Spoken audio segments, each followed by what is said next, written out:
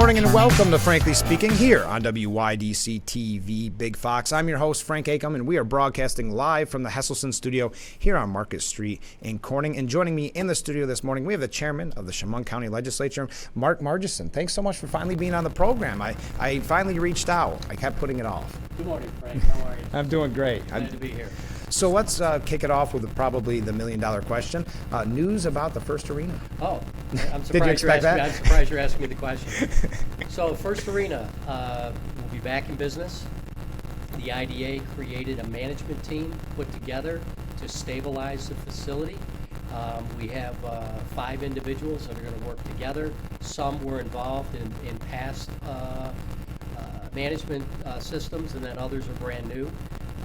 And so we decided that we would work together so we would control the income stream of the arena for the first time, and stabilize things and keep it going for the community. How much work is ahead to keep it stabilized? That's a great question. What we've been able to do is we've had to basically rebuild the ice plant. We're changing the color scheme. We're cleaning equipment up. There's a lot of things that weren't done before, and part of the issue is get it back in place so that it's a safe environment.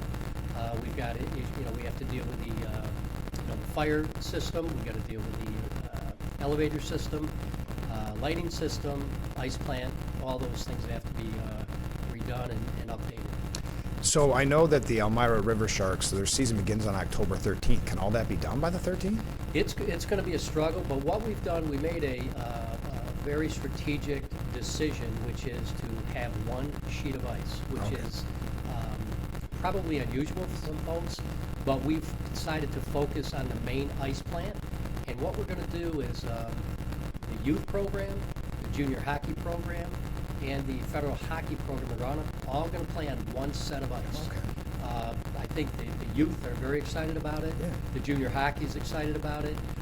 And then what we're going to do is we're going to take the recreational ice, and we're going to put down turf, and our goal is to appeal to another group of people in the community for indoor sports. Kind of diversify them. Diversify income stream, diversify opportunities, because all along we've talked about creating this facility as a community facility, not just hockey. Mm-hmm. And so with the turf down, we'll be able to appeal to another group of people. Will we see, because I know in the past this was a kind of a common theme that would happen, and we always look forward to concerts, there was wrestling, things like that. Will we be seeing that? Actually, while I'm here, I'll tell you, Rick Floyd's going to be playing on the 23rd, which is Wednesday. It's going to be a great concert. I encourage everyone to get out and get tickets. We're prepared for it. It's going to be a great show. We have catering coming in, so it's going to be a lot of fun. It'll be the first time we're back in business, and we expect to see the community support it, and it'll be a good time. Now, of course, we've heard from people in the past on this program. People written in, that Chemung County shouldn't be in the arena business. That's true. We shouldn't be in the arena business. However, 23 years ago, the community or the folks in charge of the community decided to build a facility. So now we have it. So how do we continue to move forward? We've had hockey manage the facility for 23 years. The community has never really received an income stream, or the IDA or the county, whoever was in charge of it at that time, never received an income stream, because there was always a balancing act. And we invested money in the facility, we've done this, we've done that. So for the first time ever, what I'm trying to do with a group of with the IDA board and a management team is to stabilize the facility, diversify the facility, and put us in a position where we may not break even, but we can cover the cost of ice, cover the cost of utilities, and make it a solid building moving forward for the community. Do you feel this is a different tactic than been used in the past then?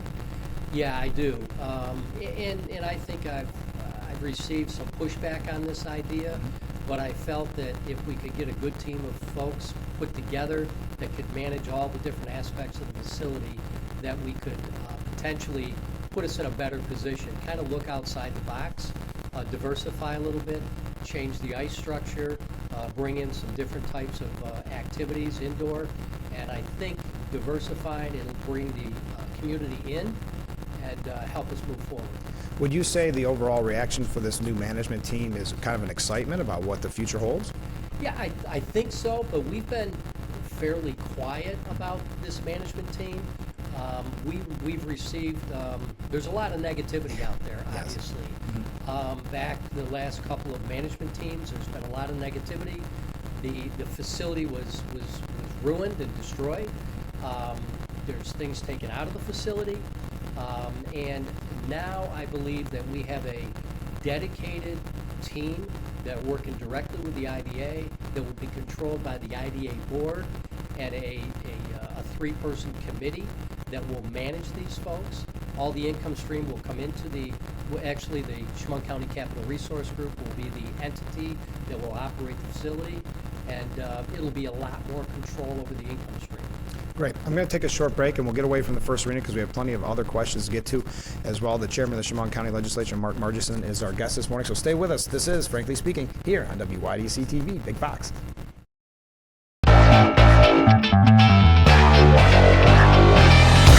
Welcome back to Frankly Speaking here on WYDC TV, Big Fox. Broadcasting live from the Hesselson studio, and this is the M.A. Neal Financial Services section of our program because we're being joined by Chairman of the Chemung County Legislature, Mark Margison. Thanks again for being on the program. I'm glad to be here. Well, we already talked about the first arena, so there's plenty left to talk about. I should have probably started the program with this, but could you tell us what the role of the IDA chairman is? Yeah, we have a board of directors of 7 individuals that were put together, and our goal is to create basically developing business in the community. That's our job. Bring and projects that come in and business development. That's our goal. And how much work goes into that? Because I think everybody wants to see new businesses and the community grow. So would you say it's a very difficult job? It's a challenge in Chemung County.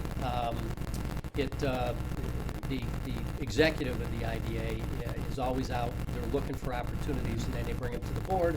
We vet them, and we make sure that it's something that fits into the community. And obviously, recently you're going to bring up, I know, the truck stop. Yeah. That was an interesting educational process, if you will. I think that if that project would have been introduced differently, Sure. it may have been a better fit for the community. And I think that the community really didn't look at the economic aspects of it. Yes, it was going to be in a strategic area, and yes, it was going to be near the Spear Memorial. But I think if we would have worked together on the project, there might have been some options available that we could have continued. But as of now, the project is dead in that area, and we'll just see what happens in the future. Now, speaking of the truck stop, but just in general, do you find it difficult, maybe from the PR standpoint? You said it started off with maybe a negative connotation. Is that one of the challenges of your job? Sure. The goal is to bring economic development into the community. Right. And what that does is it provides additional sales tax revenue, it provides jobs, it provides property tax revenue. And so our job is to take a look at these projects to see what truly makes sense. And right now, unfortunately, there's not a whole lot of people knocking on our doors to come and do projects. The projects that are coming to the door are primarily solar farms. Oh, yeah. That's really Number one. the top development in the community right now, considering solar farms. And we need diversification to bring jobs, because solar farms don't bring jobs. No. And what's the public's reaction been to the idea of solar farms? It's kind of mixed. Yeah. It's kind of mixed. In fact, there's a lot of money out there. And the challenge with the solar farm projects, not that they're bad, but where they're going to be located. Are they going to be in areas that could be developed for other projects? So that's really the concern of a lot of folks, where they're going to be positioned. They don't want it next door to them, but it's okay to be down the street. In your neighbor's yard, Yeah, exactly. But isn't that the case? We talk about a lot on the program, but it's always that attitude of not my backyard. So a project may sound good until it directly affects you. Right, and that's what happens, in any community, in our community also. But again, when when it's very difficult to bring business here. Our tax structure is kind of crazy at this point. But in order to be successful in the community, you've got to look outside the box. Right. You got to be flexible. Do you find it to be a challenge because of New York State not being the friendliest business climate? Is that an extra challenge on your job? Absolutely. Yeah. There's been developments that come in and they'll say, listen, the tax structure of this community is ridiculous. Even if I get a pilot payment in lieu of taxes, it's not going to help me, because even that pilot brings it down to where it should be in the beginning. But the challenge is to get people to come in and put these projects in here that are a tax favored situation that helps everyone with their property tax and sales tax revenue. Yeah, I mean, bringing business in, I'm just always surprised that there's always so much argument with businesses, because we all want more business in our community, but then there always seems to be a pushback when a business is knocking at our door. Well, as a small business entrepreneur, I've been in business 42 years in the insurance business. And I deal with a lot of businesses. People are afraid to go into business. Right. People don't necessarily understand. People get jealous of people coming into their community That's true. and creating business. And unfortunately, that's where the challenge is. When people are successful, people look at them as, oh, you're lucky. Yeah, got And the lucky, challenge is that we need more people coming into our community and developing business. I agree, and I want to change topics here, because you are the chairman of the Chemung County Legislature. First of all, we send our thoughts and prayers to Rodney Strange, who I know is having some health difficulties at the moment. Yeah, he's doing better. He's not quite out of the woods yet, but everybody's praying for him, and hopefully quick return. As soon as it's fully recovered, I want to have him on the program. I think the world of Rodney, so we're thinking about you, Rodney. So how are things at the legislature? We're getting into budget time, but I think the unique thing this year is that the county executive boss, has reached out to the legislature and to work together with us, Great. which is something that hasn't been done in the past, and I think it's a great thing, so that the leadership team with the legislature will work on the budget with the executive and his team, which will be good, because I think it'll be easier to go through the budget process. The legislature will understand why things are in certain positions in advance of the presentation. I think the executive has done a great job. Great. What is new that we should be keeping an eye on in Chemung County? We've talked about First Arena, we've talked about the truck stop, but maybe some positives, Okay. for lack of a better term. The community I'll speak on behalf of the county, is that we received some significant ARP funding. Great. And that has helped us create some opportunities for nonprofits. Tanglewood, they want to expand their program. The Chemung County Fair, looking into working on some things with there. There's a lot of nonprofits at the Civil War Museum, John Jones facility, the cemetery across from John Jones, Woodlawn. There's a lot of nonprofits out there looking for opportunities. Eldridge Park. So there's a lot of good things that are percolating, Great. but they haven't been brought to the position that they need to be. But that's great to think that there are that potential there for Chemung County, because all of those sound like amazing opportunities to help nonprofits, which are always so important to our community. Sure, I think that the good thing is that we have the executive branch and the legislative branch engaged in how can we better position the community for nonprofits and expansion to generate, again, property tax and sales tax revenue. So looking ahead here, and you said it's budget season, what are some of your goals maybe for the next 1, 2, 3 years, decade? Well, the county is stabilized right now, I think, economically. We do have some serious things we need to deal with, and I'm sure that our discussion is going to bring up some interesting things, but I've always felt that we should talk about what's reality. The nursing facility. There's a lot of work that needs to be done there, and that's a challenge. It's a facility located in the community that, and if you look at the economics of it, there's 80,000 people in Chemung County, Right. and that facility is currently taking care of 120 people. okay? We have a lot of challenges with that are coming up. We need to stabilize. We need to stabilize our property tax. We're in good position financially right now, but we need to make sure we continue that. And that's always the big challenge, because we talk about people leaving the state in droves. So every time you start talking about looking at property taxes, looking at taxes in general, it obviously raises red flags for a lot of residents. Absolutely, and the only way to combat that is to bring business in the community, to develop additional property tax revenue. And the average person they don't see beyond maybe their lawn. Sure. And they don't understand Human nature. Why is this group of people in the IDA trying to bring these people, these foreigners, in the community to develop business? Well, it's because it's going to help all of us stabilize our property tax. Yeah, of course, we'd all love to have residents building successful businesses, but that's just not the case in today's market. There's a lot of folks that don't want to build business, Right. that don't have the ability to build business, and the youth in our program, or in our community, they're not sticking around. I know. There's opportunities, but I think they need to be educated about the opportunities in the school systems in order to stabilize business locally, get them to stay here locally. And I think that's really, really important. And that's a tough question. How do you spread the word on that? Well, I believe the school systems should be involved. Yes. I believe the legislature should be involved. I believe the executive should be involved. And we need to develop a hard-working class people in our community that will stay here to take care of us. It's kind of crazy. If you look at our community, there's a lot of people like me, elderly citizens, that are going to retire soon. Right.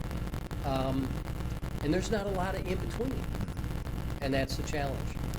How long have you been chairman? Let me think. A year and a half. Is it what you expected?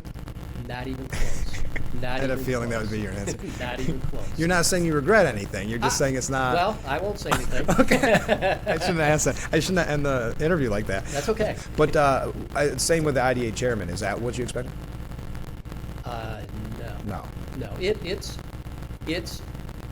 the way I'll explain it is I have to balance 14 personalities, Yeah, sure. 2 clerks and an attorney. And then I deal with the county executive and his team of folks.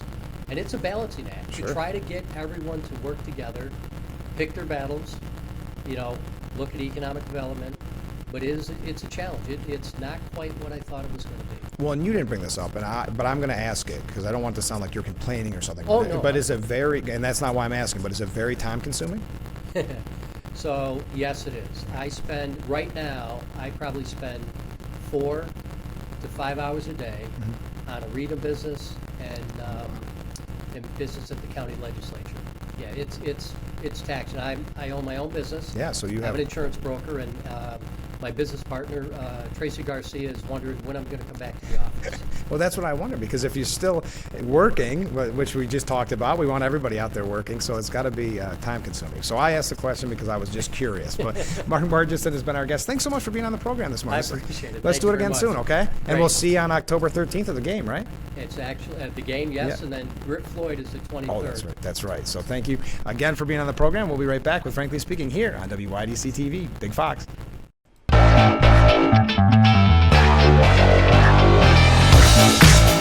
And we are back with Frankly Speaking here on WYDC TV, Big Fox. Thank you to our guest, Mark Margison, for being on the program. We kicked off the program with that, which is always exciting. I like when we really hit the ground running, because obviously we're going to be talking about indictment number 4 for former President Donald Trump. That'll be coming up in just a moment. Just a little bit of housekeeping, because we did start the program off with the M.A. Neal Financial Services section of our program.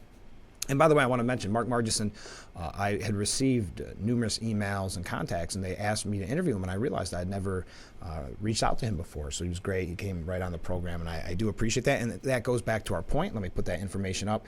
If you have someone you would like to see on the program, please reach out to me. That's exactly what happened here. Sometimes I just need the reminder of, why haven't you had Mark Margison on, or why haven't you had this person on, or that person?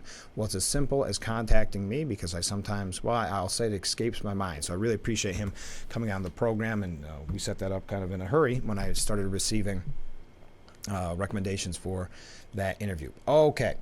On tomorrow's program, I want to mention that we will be preempted by Women's World Cup soccer action. So we will have a live, frankly speaking, brand new, but it'll be after the coverage. So it could be 8:15. It could be 8. Please just be patient. And I love this because I know the last go around when this was an issue last week, we gained some new viewers who were watching the Women's World Cup and just happened to stay tuned and caught the program and learned about the program that way. So I think this is beneficial for all of us. And I do appreciate those who have moved their schedule around to make sure that they could catch up with Frankly Speaking. All right, so Trump charged in Georgia last night. His 4th indictment, charged with 13 counts. So they're going the RICO direction, meaning, all the mob movies and the RICO Act. That's the State Racketeering Act. That's the direction Georgia is going. So 13 counts, including violating the state's Racketeering Act, soliciting a public officer to violate their oath, conspiring to impersonate a public officer, conspiring to commit forgery in the first degree, and conspiring to file false documents. So it's now if you're doing the math, if you're keeping the tally, the former president, Donald Trump, is now facing 91 criminal charges in 4 criminal cases. Now, we had talked with former Congressman Joe Sempolinski last week, and we were highlighting the fact, and Trump himself has said it, and this was a couple weeks ago, that he's one indictment away from the presidency. And it is interesting, and that's why I would love to hear from you on this. There's a piece that suggests that we're all kind of numb to it, quote unquote, numb to it now. And I think that's the media really upset that there isn't more outrage and there isn't more bashing of Trump, and that there's people that still support him, as you see with the poll numbers, still obviously the clear favorite in the Republican nominating process. So they can't understand it. So they say that we're numb to it because it's just happening so much. I think if you go back to it, though, this has been the kind of the fog of quote unquote scandal. There were so many false scandals during his presidency, so much of the Russia topic, that I think some people's, whether they love Trump, they hate Trump, I think their eyes just glaze over. I have talked with friends who clearly not Trump supporters, clearly not Republican, who even they, when something like this happens, an indictment, say, it just doesn't really mean much to me at this point. Maybe they're thinking that something should have happened before. Others, I think, are just sick of the wall-to-wall, 24/7 coverage and this kind of indictment giving the media the opportunity to throw anything at Trump, call him any name in the book, because of the indictment. So I think some people are just, for lack of a better term, kind of a cliche term, over it in many ways. And that's why not only does it not seem to affect his polls negatively, very often it helps him, because, as I've said a million times, but I think it's a perfect kind of example of what we're dealing with. Some people really dislike Trump, but some people really hate this idea of a deep state or people behind the scenes picking who you decide, or deciding who you get to run for president. And, there's a piece this morning about Mitch McConnell working behind the scenes to get Trump. Those things, I don't think, and it's from Politico, 16 pages long. Remember when they hated Mitch McConnell, about a week ago, saying he wasn't healthy, he should be out? Now they write a 16-page piece because he's going after Trump. Maybe that's a tactical thing for McConnell to take the heat off of the health issue the other week.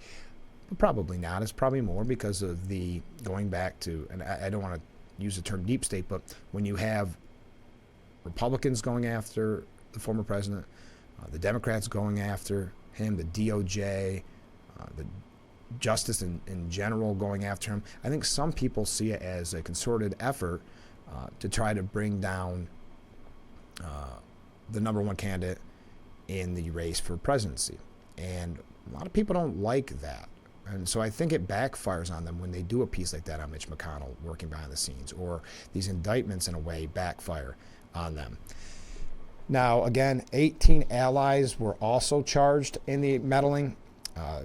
I'll just name some of the bigger names on this. White House Chief of Staff Mark Meadows, Rudy Giuliani, one time considered America's mayor. Well, they turned on him quickly, didn't they? And a Trump administration Justice Department official, Jeffrey Clark. Some others, Sidney Powell, some other names in there. So they are to surrender, or at least the president is to surrender by noon on August 25th. Now, I understand, I think it was from CNN this morning, that suggested that we could get a mugshot as soon as today. I think that's another bad optic. Obviously, the former president of the United States has been in the media for decades and decades. You don't need a picture of him. All that does, a mugshot, is divide everyone even further. You'll have Trump supporters using it to, again, highlight what they see as the deep state. You'll have anti-Trump people use it as a kind of a celebratory picture in their mind, and kind of what's the word I want to use? Well, celebrate is probably a fine word. Kind of cherish it as a trophy in a way. I think it does send a bad message to at the international front that we talked about, and I think the former president weighed in on that yesterday too, to what other countries think of what is happening here to a former president. So we are going to talk more about this. I've got to figure out how far behind I am running this morning, so I hope that you'll stay with us. This is Frankly Speaking here on WYDC TV Big Fox. Please stay with us. Welcome back to Frankly Speaking here on WYDC TV Big Fox. I'm your host, Frank Acom, and we are broadcasting live from the Hesselson studio here on Market Street in Corning. I want to ask a quick question. I'm going to put up contact information because I received a text message. Are you having an audio issue? Is there an odd sound in the background? Not necessarily that you can't hear us, but just maybe a distracting noise. I don't hear it in my headphones, but if you hear it on your television, I'd really appreciate you reaching out and letting me know, because it may be an electrical issue, because again, I'm not hearing it myself. I'll go back to the tape when this is over and check and see if it showed up on that. But if you could, please let me know. I always appreciate when you can help us troubleshoot some of the problems. You know, we're only 5 months in. We're still learning. We're still trying to adapt. So I do appreciate anybody that would reach out. So Georgia District Attorney gives Trump others until August 25th at noon to surrender. So it isn't just the former president. It is also the other 18 individuals. The former president said 19 people were indicted. He told Fox News this. And the whole world is laughing at the United States as they see how corrupt and horrible a place it has turned out to be under the leadership of crooked Joe Biden. And there is the optics of this at the world stage. So I think that is a good point. He continued, the racist and corrupt district attorney of Fulton County, which has turned out to be a murder capital of the world, with among the highest violent crime levels anywhere in our country, just opened a fundraising site in order to benefit off the things she most campaigned on, quote, I will get Donald Trump. The politically inspired indictment, which could have been brought close to 3 years ago, was tailored for placement right smack in the middle of my political campaign, where I'm leading all Republicans by a lot and beating Joe Biden soundly in almost all polls. So he calls it a continuation of the greatest and longest running witch hunt in American history. Trump blasted Willis, saying that this is not even conceivable that a person with such a record of failure could be allowed to interpret perhaps the most important election in the history of our country. Just like she has allowed Atlanta to go to hell with all of its crime and violence, so too has Joe Biden allowed the United States of America to go to the same place with millions of people invading our country, inflation, bad economy, no energy, and lack of respect all over the world. Trump said that Willis should focus on the people that rigged the 2020 presidential election, not those who demand an answer as to what had happened. I know that's one of the, I don't want to use the term talking points because that sounds loaded, but many people have said that it's now a crime to question election results, which is not only a troubling precedent, but it's also what's the word? Self-fulfilling prophecy. I mean, if you're getting in trouble for questioning elections, doesn't that make more people question elections? So some of the, let me see how am I doing on time. Okay. House Speaker Kevin McCarthy weighed in on this yesterday, and I do want to hear your opinion on it too. What do you think? Is there the kind of the fog of this where you just shrug your shoulders at this point with the fourth indictment? Are you watching it closely? I would love to hear your opinion on it. Justice should be blind, but Biden has weaponized government against his leading political opponent to interfere in the 2024 election. Now, a radical DA in Georgia is following Biden's lead by attacking President Trump and using it to fundraise her political career. Americans, see through this desperate sham, and that's House Speaker Kevin McCarthy. Elise Stefanik said this is another rogue, far-left, radical district attorney weaponizing their office to target Joe Biden's top political opponent, President Trump. President Trump had every legal right to challenge the results of the election. The radical DA displayed political bias toward President Trump, so much that a judge disqualified her for part of this case. This blatant election interference by the far left will not work. President Trump will defeat these bogus charges and win back the White House in 2024. A lot of people point to the fact that the DA is fundraising off of this. Jonathan Wilcox, he's a communications director for Darrell Issa. He said, "I'm so over this. The first 73 indictments, I was hanging in. The last 48 kind of repetitive." Yes, that's what it feels like. And there's quite a few pieces this morning. We're not going to get to it because I've already given you the gist. But that people, the media expect you all to be up in arms and be outraged over this, that a president could have done this. No, people aren't tuning in. And that's on both sides. That's on pro-Trump, anti-Trump, Republican, Democrat. It's just, we have just been inundated with this same type of message for how many years and years now. Ted Cruz said if there are indictments tonight, and there ultimately were, it will be the fourth indictment of Donald Trump. This is disgraceful. We had never indicted a former president or a leading presidential candidate. Joe Biden and Democrats are weaponizing the justice system because they fear the voters. So this is the piece that I mentioned specifically. Trump indictment part 4, a spectacle that has become surreally routine. That's kind of the mindset, that it's routine. It's not getting the traction or the interest that the media had hoped. All right, we've got to take another short break, so stay with us. We'll be right back with Frankly Speaking here on WYDC TV. Big Fox, please stay with us. Got a little bonus behind the scenes action there. I was aware of that, just so you know. That's why I sat there patiently. I will say the idea, and I mentioned the piece earlier on, that this has become just routine in this piece. But a country of short attention spans has now seen this 3 times, meaning the indictment, before, and grown oddly accustomed to the spectacle. The reason I say I think people are losing interest maybe is not the right term for that, but that I guess when you're being told about scandal after scandal after scandal, nothing comes from it, now you have indictment. I think people have become used to it. And the reason I say that is, obviously on this program, I ask you to reach out to me at all times, whatever topic you want to discuss, and we have been receiving a ton throughout the program. As you know, sometimes it's difficult to get to all of them. I'm reading through them quickly. Today, quiet. And so I think that kind of answers our question. That's not a criticism for you not writing in at all. I think that goes to show you that the 24/7 news cycle that just drills this home. Yes, I believe here we're giving you a different take than where you'll get elsewhere. And that's why it's kind of unique for us to get to talk about it. But at the same time, I can understand that people have fallen in this routine and said, I'm done with it.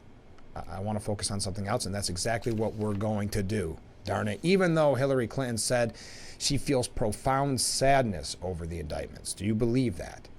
Let me ask that question. I don't feel any satisfaction.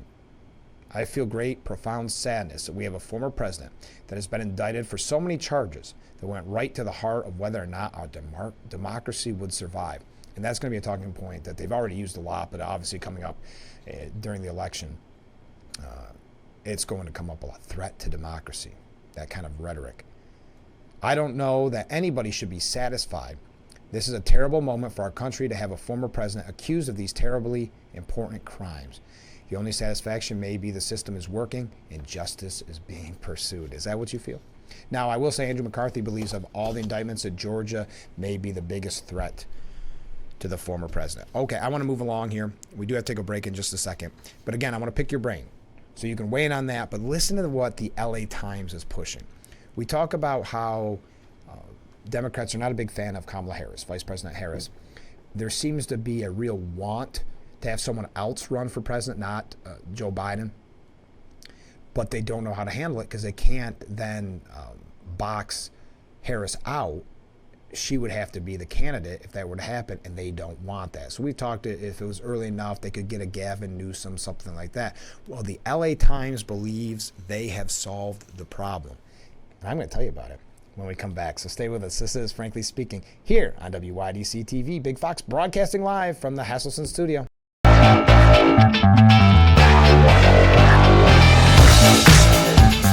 Thank you so much for joining us this morning on Frankly Speaking on WYDC TV, Big Fox. I'm your host, Frank Acom. So this is an unlikely solution to the problems with Harris, Vice President Harris, and Dianne Feinstein. Well, what are they suggesting at the LA Times? It says President Biden has a problem. So does the Vice President. So does Senator Feinstein. And there's a solution for all of it. Biden's problem is Harris. She's a burden, a drag on his re-election prospects. Feinstein, who's at 90, is a problem for California because she's no longer capable of fully representing the nation's most populous state. A reader emailed author George Skelton and offered this remedy. Feinstein could resign from the Senate, and Governor Gavin Newsom could appoint Kamala Harris to replace her. Biden then could find a more popular running mate, one more acceptable to voters as a potential successor. Maybe Gavin Newsom himself. Maybe that gives Biden the opportunity to say, you know what, I'm not going to run for re-election if it won't be Harris that would run instead. It addresses multiple problems, but probably just a dream. Yes, it probably is a dream, but kind of an interesting thought there. I'm sure Gavin Newsom would be on board with that. See, that's the biggest concern. Imagine that's how crazy politics can get, that the Democrats don't trust Gavin Newsom to pick who they want for the Senate seat if Feinstein was to retire, because I believe they want Adam Schiff. And Newsom doesn't. I believe that's what I've heard. Just interesting. Also, there is a scathing piece before we take our last break, speaking of Biden's problems. I think it's a scathing piece. It's coming from the New York Post editorial board. And it says, Joe Biden is indifferent to the Maui fires because he'll win Hawaii anyway. Wow. We know everything is driven by politics, and he has been. He gave a no comment, essentially, answer to the question about the fires. It should have been the easiest thing in the world for staff to set up a podium at the beach this weekend for President Joe Biden to offer some heartfelt sympathy for the victims and survivors of the horrific wildfire in Maui. Instead, all America got was a stony presidential no-comment reply late Sunday to a reporter's question on the ever-rising death toll. At that point, it was already 93. Following an afternoon, Biden had spent schmoozing, picnicking, and lounging at his beef refuge. He said, we're looking at it. That was his answer. So again, what the New York Post believes, this indifference, this lackadaisical response, is that he's already going to win Hawaii in his re-election. Boy, that makes you really... Because just the fact that we're entertaining that idea goes to show you how dirty politics can be. Now, it said here, 2 takeaways. Biden's empathy is fake. You know, he ran on as a kind of empathy person. A shtick he mastered long ago. but it's not actually followed through with his actions and thoughts. Just like how long did it take him to finally acknowledge his 7th grandchild, right? This empathy is fake. It's just a part of his persona. And finally, Biden and Harris know they'll still win the electoral vote of hyper-democratic Hawaii come November of 2024, and that's all they really care about. Wow. That's you can find at the New York Post, but a very scathing piece there. Let's take our last break, then we're going to wrap things up here on Frankly Speaking on WYDC TV. Big Fox, please stay with us. And we are back with Frankly Speaking here on WYDC TV. Big Fox just wrapping up on a few last-minute topics and a couple of announcements. We did receive an email during break. I thought this was a good point. This entire political fiasco regarding Donald Trump and the lack of faith in the election system over the feelings of voter fraud would never exist if voter ID, voter identification, were part of the election process. I think that's a good point. I think voter ID is long overdue. I also believe there is a reason why Democrats have always fought that as well. So Biden is moving forward with his plan to cancel $39 billion in student loan debt. Never mind what the Supreme Court says. You don't see any headlines about breaking the norms, though, do you? Traditions and norms destroyed.